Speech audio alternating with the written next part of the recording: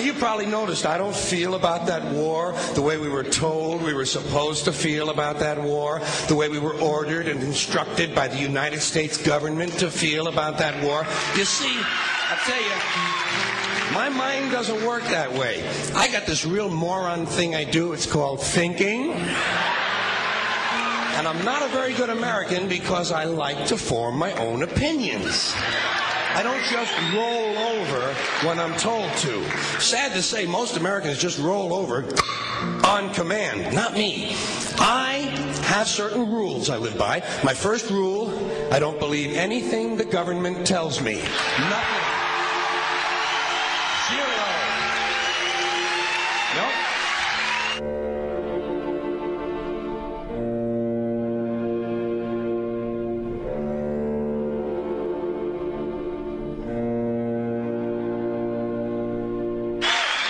And I don't take very seriously the media or the press in this country, who in the case of the Persian Gulf War were nothing more than unpaid employees of the Department of Defense, and who most of the time function as kind of an unofficial public relations agency for the United States government.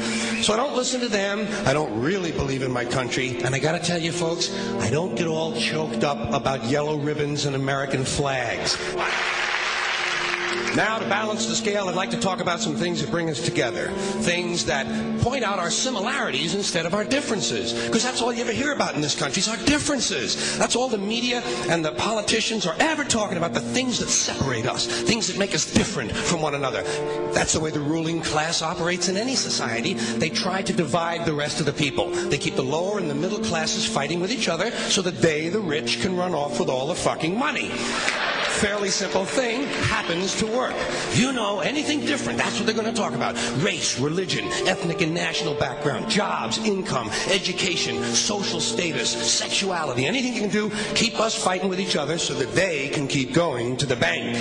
You know how I describe the economic and social classes in this country? The upper class keeps all of the money, pays none of the taxes. The middle class pays all of the taxes, does all of the work. The poor are there just to scare the shit out of the middle class. Keep them showing up at those jobs. Politicians know that word. They use it on you. Politicians have traditionally hidden behind three things: the flag, the Bible, and children. No child left behind. No child left behind. Oh, really? Well, it wasn't long ago you were talking about giving kids a head start. Head start, left behind? Someone's losing fucking ground here.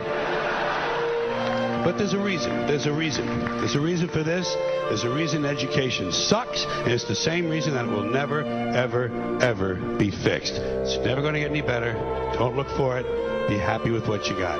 Because the owners of this country don't want that. I'm talking about the real owners now. The big, the wealthy, the real owners, the big wealthy business interests that control things and make all the important decisions. Forget the politicians. They're irrelevant. The politicians are put there to give you the idea that you have freedom of choice. You don't. You have no choice. You have owners. They own you. They own everything. They own all the important land. They own and control the corporations. They've long since bought and paid for the Senate, the Congress, the state houses, the city halls. They got the judges in their back pockets, and they own all the big media news, all the big media companies. So they control just about all of the news and information you get to hear. They got you by the balls. They spend billions of dollars every year lobbying to get what they want. Well, we know what they want. They want more for themselves and less for everybody else. But I'll tell you what they don't want. They don't want a population of citizens capable of critical thinking. They don't want well-informed, well-educated people capable of critical thinking. They're not interested in that. That doesn't help them. That's against their interest. That's right. You know something? They don't want people who are smart enough to sit around the kitchen table and figure out how badly they're getting fucked by a system that threw them overboard 30 fucking years ago.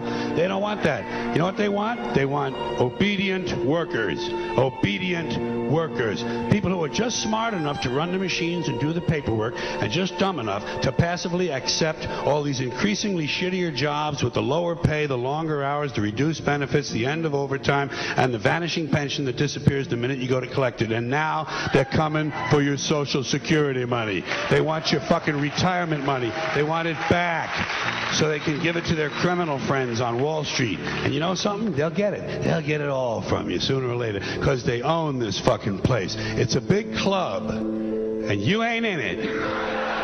You and I are not in the big club.